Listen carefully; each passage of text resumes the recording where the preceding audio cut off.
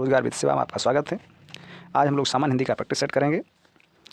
आँखों में नींद बहुत है पर सोना नहीं, यही समय है कुछ करने का मेरे दोस्त, इसे खोना नहीं है। समय बहुत कम है और आँखों में नींद है तो नींद से कंप्रोमाइज़ करके रखना है और समय को बर्बाद न करते हुए चलते हैं अपने प्रश्न की ओर। प्रश्न इस प्रकार है कि निरंतर खाली जगह करने से कामयाबी ज़रूर हासिल होती है। ये भी लाइन मोटिवेशनल लाइन है। तो इसका ऑप्शन ए हंगामा, ऑप्शन बी प्रयास, या फिर ऑप्शन तीसरा कार्य, या ऑप्शन डी चीत्कार, क्या भरा जाएगा? निरंतर क्या करने से कामयाबी ज़रूर हासिल होती है? निरंतर प्रयास करने से। अब अगर आप निरंतर प्रयास करते रहेंगे तो सफलता एक दिन आपके पास ज़रूर चल के आएगी। भले ही यूपी पुलिस में ना हो, लेकिन आपका दरोगा में, या हो सकता है इससे और अच्छी पोस्ट पर हो जाए, लेकिन कभी आपकी मेहनत बेकार नहीं जा सकती। इसलिए निरंतर प्रयास करते रहिए, जब तक प्रयास करिए जब तक आपको सफलता हासिल ना हो जाए।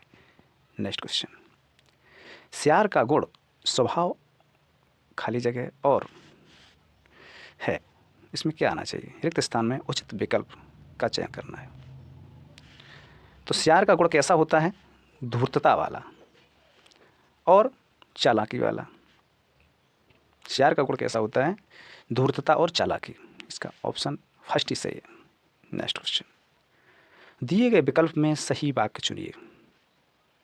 अभी आपको ये वाक्य बहुत सरल लग रहे होंगे, लेकिन पेपर में जब आप बैठेंगे तो यही बहुत कठिन गलत करके आ जाएंगे। इसलिए भले ही मेरे चैनल से ना प्रैक्टिस सेट एक करिए, लेकिन किसी चैनल से करिए, आप एक प्रैक्टिस सेट आपको करना है। तो इसमें सही वाक्य का चयन करना। कौन सा सही वाक्य है? पहला ऑप्शन है मैं आपको प्रणाम किया हूँ, क्या ये सही है? दूसरा है मैंने आपसे प्रणाम किया था। ऑप्शन तीसरा है मैंने आपको प्रणाम किया था। और चौथा है मैं आपको प्रणाम किया था। इसका सही आंसर है ऑप्शन तीसरा, मैंने आपको प्रणाम किया था। नेक्स्ट क्वेश्चन, विकल्पों में से पुल्लिंग शब्द का चयन करें। पुल्लिंग शब्द को बताना है। फर्स्ट है तपस्विनी, दूसरा है परोपकारिणी, तीसरा है तेजस्वी, या फिर ऑप्शन डी फोर्थ है हंसिनी। तो तपस्विनी, परोपकारिणी और हंसिनी ये शब्द हैं स्त्रीलिंग, लेकिन तपस्वी इसके लिए इस्तेमाल होता है, हर समय पुल्लिंग के लिए इस्तेमाल होता है, क्योंकि तपस्वी का स्त्रीलिंग होता है तपस्विनी। नेक्स्ट क्वेश्चन, मनुष्य जीवन में ब्रह्मचर्य, गृहस्थ, वानप्रस्थ के अलावा एक आश्रम और भी है, वह चौथा आश्रम कौन सा है? 4 आश्रम होते हैं, तो चौथा आश्रम कौन सा है? पहला ऑप्शन है मोक्ष, दूसरा है दंड, तीसरा क्षत्रिय, या फिर चौथा सन्यासी। इसका सही आंसर है सन्यासी। ब्रह्मचर्य, गृहस्थ, वानप्रस्थ और सन्यासी, 4 आश्रम मनुष्य के बताए गए हैं। नेक्स्ट क्वेश्चन, बर्तनी की शुद्धता को ध्यान में रखते हुए आग के लिए प्रयुक्त शब्द हिंदी में कौन सा होगा? अनिल, दूसरा है अनल, तीसरा है अनल, या फिर चौथा अनिल। अनिल किसका पर्यायवाची होता है? ये तो हो गया हवा का। ठीक, अनल, अनल आग का हो गया। आग का पर्यायवाची क्या होता है? अनल, पावक, दहन, हुताशन, किसके हैं? अनल के पर्यायवाची। नेक्स्ट क्वेश्चन, नगद शब्द का विलोम शब्द क्या होगा? बताने की आवश्यकता नहीं। नगद का विलोम शब्द होता है उधार। नेक्स्ट क्वेश्चन, अच्छाई का विशेषण रूप होगा। अच्छाई का विशेषण रूप कौन सा होगा? बताइए। इसका सही आंसर क्या होगा? अच्छाई का विशेषण। ऑप्शन फर्स्ट है इच्छा, ऑप्शन दूसरा है अच्छाईपन, तीसरा है बुरा, या फिर चौथा अच्छा। विशेषण क्या होते हैं? जो संज्ञा और सर्वनाम की विशेषता बताएं उन्हें कहते हैं विशेषण। तो अच्छाई का विशेषण रूप होगा कौन सा? अच्छा। कौन सा होना चाहिए? क्योंकि जैसे यूज करेंगे इसको, कहाँ वाक्य प्रयोग में कैसे करेंगे? अच्छा, राम एक अच्छा लड़का है, तो अच्छा क्या है? विशेषण है। या सीता एक अच्छी लड़की है, अच्छा अच्छी है विशेषण के रूप में।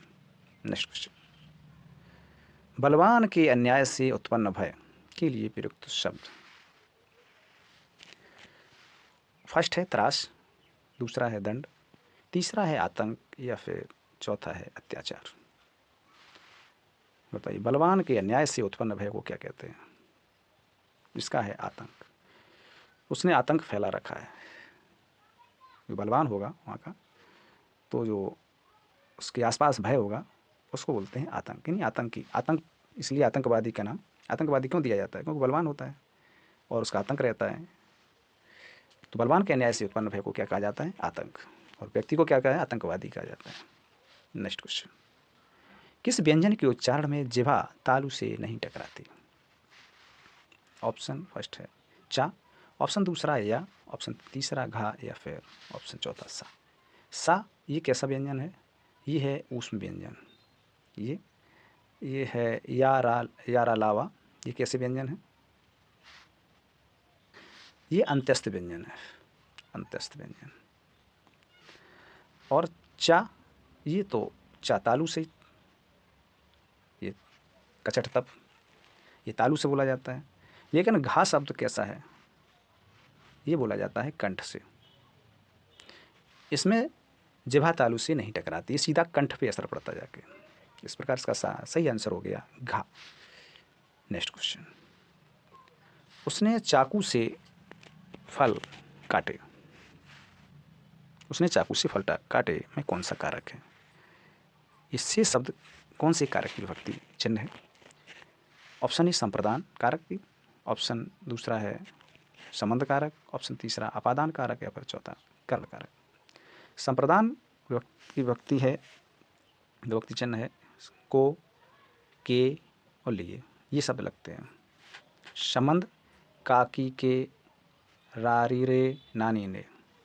अपादान से, लेकिन अलगाव की स्थिति में जैसे पेड़ से पत्ते गिरते हैं। लेकिन इसका सही आंसर है कर्ण कारक।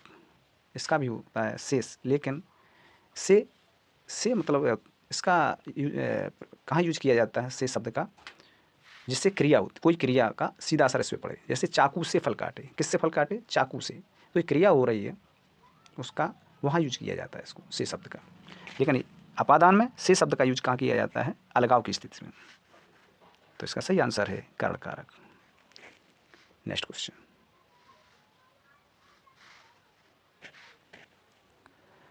बनमानस में कौन सा समास है?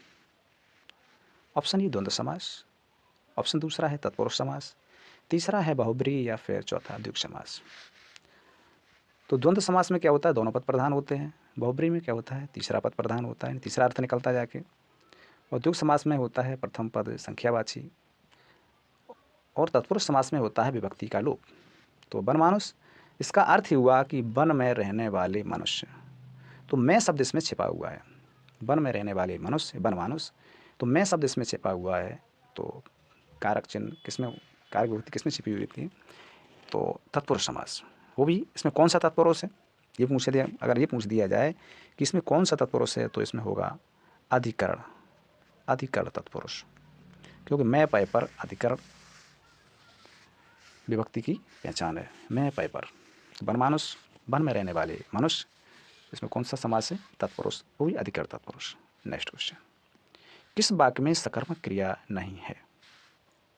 यानी जिसमें कर्म नहीं होता उसे बोलते हैं अकर्मक, और जिसमें कर्म होता है उसे बोलते हैं सकर्मक। तो किसमें सकर्मक क्रिया नहीं है, मतलब अकर्मक क्रिया है, किसमें कर्म नहीं है, ये पूछ रहा है। बच्चे फिल्म देख रहे हैं, रजत दूध पी रहा है, मनीषा ने कार खरीदी, या फिर चौथा मोर नाचता है। बच्चे फिल्म देख रहे हैं, क्या कर रहे हैं? फिल्म देख रहे हैं। फिल्म क्या है? इसमें कर्म है। रजत दूध पी रहा है, क्या पी रहा है? दूध पी रहा है, तो ये कर्म हो गया। मनीषा ने कार खरीदी, क्या खरीदी? कार खरीदी, तो ये सब कर्म हो गए। फिल्म है, दूध है, कार है, क्रिया का असर कहाँ पड़ रहा है? जाकर सीधा कर्म पर। लेकिन मोर नाचता है, मोर नाचता है, मोर नाचता है, तो नाचना क्या है? क्रिया है। इसमें कर्म है कहीं? नहीं है। तो इसका सही आंसर है मोर नाचता है, ये अकर्मक क्रिया है। नेक्स्ट क्वेश्चन, किस शब्द में सम उपसर्ग नहीं लगा है? उपसर्ग कहाँ लगाए जाते हैं? उपसर्ग हर समय शब्द के पहले लगाए जाते हैं और प्रत्यय शब्द के बाद में। समर्थ में, दूसरा है संतोष, ऑप्शन तीसरा संस्कृत या फिर ऑप्शन चौथा सज्जन। समर्थ में सम उपसर्ग लगा हुआ है, बिल्कुल लगा हुआ है। संतोष में भी सम प्लस तोष इसमें भी लगा हुआ है। संस्कृत में भी लगा है, लेकिन सज्जन में नहीं लगा है, क्योंकि सज्जन का अगर हम संधि विच्छेद करेंगे तो इसका होगा सत प्लस जन। इसमें कौन सा उपसर्ग लगा है? इसमें सत उपसर्ग लगा हुआ है, सज्जन। इसका सही आंसर है ऑप्शन चौथा, सज्जन। आई प्रत्यय से कौन सा शब्द नहीं बना है? प्रत्यय कहाँ लगाए जाते हैं? प्रत्यय हर समय लगाए जाते हैं शब्द के बाद में। पहला है लिखाई, दूसरा है लड़ाई, तीसरी है चलनी या फिर चढ़ाई। आई प्रत्यय सब में दिखाई दे रहा है, आई, लड़ाई, चढ़ाई, लेकिन चलनी में आई प्रत्यय नहीं लगाया। नेक्स्ट क्वेश्चन, प्रत्युपकार में कौन सी संधि है? ऑप्शन ए, ऑप्शन फर्स्ट है व्यंजन संधि, दूसरा विसर्ग संधि, तीसरा गुण संधि या फिर चौथा यश संधि। अगर प्रत्युपकार का अगर हम संधि विच्छेद करेंगे तो इसका होगा प्रति प्लस उपकार। क्या होगा? प्रति प्लस उपकार। ठीक, प्रत्युपकार, प्रति प्लस उपकार। तो इसमें क्या होगा? प्रति प्लस उपकार बन रहा है प्रत्युपकार, तो या बन रहा है जाके, ई और उ मिलकर या बन रहा है। तो या और रा, इसकी पहचान होती है या और वा और रा किस में मिलकर बनते हैं? तो यल संधि में। या व रा किस में बनते हैं? यल संधि में। नेक्स्ट क्वेश्चन, जहर का घूंट पीना, जहर का घूंट पीना मुहावरे का सही अर्थ है गलत कार्य करना, दूसरा है भूल से विष पी लेना, तीसरा है असहाय स्थिति को भी सह लेना, यानी असहाय जो सहने योग्य स्थिति ना हो उसको भी सह लेना, और चौथा है कठिन काम करना। जहर का घूंट पी लेना, जहर का घूंट पी लेना का अर्थ है कि असहाय स्थिति को भी सह लेना। जो आपको सहने योग्य नहीं हो वो भी आप स्थिति को सह रहे हैं, तो इसका मतलब आप जहर का घूंट पी रहे हैं। नेक्स्ट क्वेश्चन, पंच परमेश्वर के लेखक कौन है? पंच परमेश्वर के लेखक कौन है? जयशंकर प्रसाद, रामचंद्र शुक्ल, महादेवी वर्मा या फिर मुंशी प्रेमचंद। पंच परमेश्वर के लेखक है मुंशी प्रेमचंद। नेक्स्ट क्वेश्चन, कौन रोक सकता है उसकी गति गरज उठते जब मेघ, कौन रोक सकता है विपुल नाद? पंक्तियों में रचना अनुसार अलंकार पहचाने। कौन सा अलंकार है? फर्स्ट है अर्थ श्लेष अलंकार, दूसरा है प्रश्न अलंकार, तीसरा है शब्द श्लेष अलंकार, चौथा है विपसा अलंकार। ऐसे भी क्वेश्चन पूछे जाते हैं, 2-4 क्वेश्चन ऐसे भी मिलेंगे जो आपको थोड़ा शौक देंगे, झटका देंगे। कौन रोक सकता है उसकी गति गरज उठते जब मेघ, कौन रोक सकता है विपुलनाथ। तो इसमें कौन शब्द लगा रहा है ना, इसमें कौन रोक सकता है, कौन रोक सकता है, तो उसमें प्रश्न में ही समझ में आ रहा है कि ये प्रश्न अलंकार है, प्रश्नवाचक अलंकार है। नेक्स्ट क्वेश्चन, यद्यपि वह बीमार था परंतु वह मिला गया। वाक्य में त्रुटियां सुधारें। क्या गलती है? यद्यपि वह बीमार था परंतु वह मिला गया। तो इसका सही आंसर है, क्या सही आंसर होगा? तीसरा सही है, यद्यपि वह बीमार था तथापि वह मिला गया। परंतु की जगह क्या होगा? तथापि। इसको याद कर लें, ये मामूली सी त्रुटियां होती हैं लेकिन ये आपको नेगेटिव मार्किंग में ले जाएंगे। यद्यपि वह बीमार था तथापि वह मिला गया, जी अब सही है। नेक्स्ट क्वेश्चन,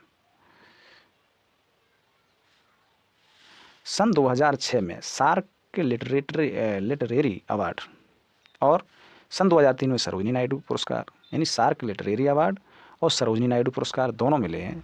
2006 में सार्क लिटरेरी और 2003 में सरोजिनी नायडू। पुरस्कार से पुरस्कृत होने वाली महिला लेखिका कौन सी है? लेखिका है। तो इसका सही आंसर क्या है? इसका सही आंसर है मैत्रेयी पुष्पा। मैत्रेयी पुष्पा को ये दोनों पुरस्कार दिए गए थे। नेक्स्ट क्वेश्चन, और ये इंपॉर्टेंट क्वेश्चन, निम्नलिखित वाक्य को ध्यान से पढ़ें और तय करें कि कौन से हिस्से में त्रुटि है। आपको ढूंढना है कि कहाँ गलती है। तेनालीराम ने कहीं सुना था कि एक दुष्ट आदमी साधु का भेष बनाकर लोगों को अपने जाल में फंसा लेता है। अब ये पूछ रहा है कि ये कथन है इतना बड़ा, इसमें त्रुटि कहाँ है? तेनालीराम ने कहीं सुना था, दूसरा है का भेष बनाकर लोगों, तीसरा है को जाल में फंसा लेता है, चौथा है कि एक दुष्ट आदमी साधु। तो उसमें कहाँ त्रुटि है? इसका सही आंसर है चौथा, चौथा ऑप्शन गलत है। क्यों क्यों गलत है? क्योंकि की शब्द जो है, की नहीं होना चाहिए, छोटी की मात्रा होनी चाहिए। ठीक, दुष्ट भी गलत लिखा है, और साधु तो आदमी होता ही है, आदमी का यूज नहीं किया जाएगा, साधु होना चाहिए, इसलिए यहाँ चौथा ऑप्शन गलत है। Next question. अरे वाह, आपका आगमन तो आकस्मिक है। अरे वाह, आपका आगमन तो आकस्मिक है। वाक्य में रिक्त स्थान किस विराम चिन्ह का प्रयोग किया जाएगा? बताइए। ऑप्शन ए फर्स्ट है विस्मयबोधक, दूसरा है अर्धविराम, तीसरा है दोहरा अवतरण, या फिर चौथा प्रश्न चिन्ह। विस्मयबोधक का कैसा चिन्ह होता है? अर्धविराम को बोलते हैं सेमीकोलन, दोहरा अवतरण इन्वर्टेड कोमा को बोलते हैं दोहरा और प्रश्नवाचक चिन्ह को पता ही है। तो अरे वाह, आपका आगमन तो आकस्मिक है, कौन सा चिन्ह आना चाहिए, कौन सा विराम चिन्ह का प्रयोग होना चाहिए? इसमें होना चाहिए विस्मयबोधक का। अरे वाह। हल्दी घाटी के रचनाकार कौन है? फर्स्ट है हरिऔध, दूसरा है सुमनलाल द्विवेदी, तीसरा है राणा प्रताप, और चौथा है श्याम नारायण पांडे। हल्दी घाटी का युद्ध कब हुआ था? हल्दी घाटी का युद्ध हुआ था 1576 में। राणा प्रताप और महाराणा प्रताप और अकबर के सेनापति मानसिंह के बीच। तो उस युद्ध के बारे में किसने लिखा है, कौन रचनाकार है? इसका सही आंसर है श्याम नारायण पांडे ने हल्दी घाटी के युद्ध के बारे में लिखा है। Next question. बच्चों की कहानियाँ लिखने वाले और चाचा चौधरी के पात्र रचनाकार कौन है? बच्चों की कहानियाँ लिखने वाले और चाचा चौधरी के पात्र रचनाकार कौन है? फर्स्ट है आबिद सुरती, दूसरा है प्राण कुमार शर्मा, तीसरा है अनिल कुमार, या फिर चौथा अनंत पाई। इसका सही आंसर है प्राण कुमार शर्मा। बहुत अच्छा क्वेश्चन है, इंपॉर्टेंट क्वेश्चन है, क्योंकि ऐसे क्वेश्चन 1-2 क्वेश्चन आपको रखे मिलेंगे। Next question. अप्रीतम शब्द का अर्थ दिए गए विकल्पों में कौन सा है? पहला है प्रतिमा, दूसरा बेजोड़, तीसरा प्रथम, या चौथा प्रियतम। पूछा क्या गया इसमें? इसका सही आंसर है बेजोड़। अप्रीतम का समानार्थी क्या होगा? बेजोड़, जिसका कोई जोड़ ना हो, जिससे कोई प्यार ना हो, जो एक दूसरे के दुश्मन हो। बेजोड़ यानी अप्रीतम। Next question. सतर्कता शब्द का समानार्थी शब्द दिए गए विकल्पों में कौन सा है? ऑप्शन 1 उचित, ऑप्शन दूसरा समझदारी, ऑप्शन तीसरा मुस्तैदी, या फिर चौथा सतर्कता सार्थकता। सतर्कता, सतर्क रहो, पुलिस में कहा जाता है सतर्क, अलर्ट। तो इसका सही आंसर है मुस्तैदी से पकड़े रहना, सतर्क, मुस्तैदी। आपको ये शब्द जब भर्ती हो जाएंगे तो ये समझ में आ जाएगा मुस्तैदी क्या होता है। सतर्क, अलर्ट को बोलते हैं। Next question. शांत रस का स्थायी भाव क्या है? फर्स्ट है जुगुप्सा, दूसरा है क्रोध, तीसरा है शोक, चौथा है निर्वेद। शांत रस का स्थायी भाव होता है निर्वेद। जहाँ ज्ञान की बातें हों उसे वहाँ होता है शांत रस। बिनु पद चले सुने बिनु काना, कर बिनु कर्म करे विधि नाना। अर्थात बिनु पद चले, बिना पैरों के चल रहा है, सुने बिन काना, बिना कानों के सुन रहा है, बिना साधन के ही काम हो रहा है, बिना कारण के ही काम हो रहा है। तो यहाँ कौन सा अलंकार होता है? बताइए। इसमें अलंकार है विभावना। इसकी परिभाषा आप रट लीजिए, बहुत पूछा जाता है। बिना कारण के ही, बिना साधन के ही काम हो रहा है, बिना पैर के ही चल रहा है, बिनु पद चले सुने बिन काना, बिनु कर्म करे विधि नाना। एक और गाना में आता है बिना पायल की बजे घुंघरू। हो सकता है बिना पायल की घुंघरू बज सकती है, तो कौन सा अलंकार होगा? यहाँ होगा विभावना अलंकार। Next question. शिल्प आधार पर दोहे से उल्टा छंद कौन सा है? फर्स्ट है रोला, दूसरा चौपाई, तीसरा सोरठा या फिर चौथा बरवे। तो दोहे में कितनी मात्राएं होती हैं? दोहे में होती हैं, पहले में होती हैं 13 और दूसरे में होती हैं 11। इसका उल्टा अर्थात 11 और 13 के बारे में पूछ रहा है, तो इसका सही आंसर है सोरठा। सोरठा दोहे का उल्टा होता है। इसमें प्रथम और द्वितीय चरण में 11 और 13 मात्राएं होती हैं। इस प्रकार इसका सही आंसर कौन सा हुआ? सोरठा, क्योंकि दोहे का उल्टा क्या होता है? सोरठा। हिंदी में सर्वाधिक ऐतिहासिक नाटककार, सबसे ज़्यादा नाटक किसने लिखे हैं, यानी सर्वाधिक नाटककार कौन है?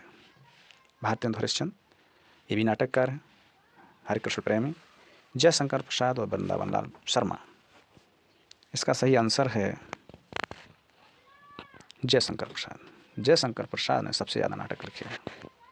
नेक्स्ट क्वेश्चन, आषाढ़ का एक दिन, ये भी नाटक है, कि रचनाकार कौन है? सेठ गोविंद दास, दूसरा है भीष्म सायनी, तीसरा है मोहन राकेश और चौथा है लक्ष्मी नारायण लाल। इसका आंसर सभी लोग कमेंट बॉक्स में देंगे।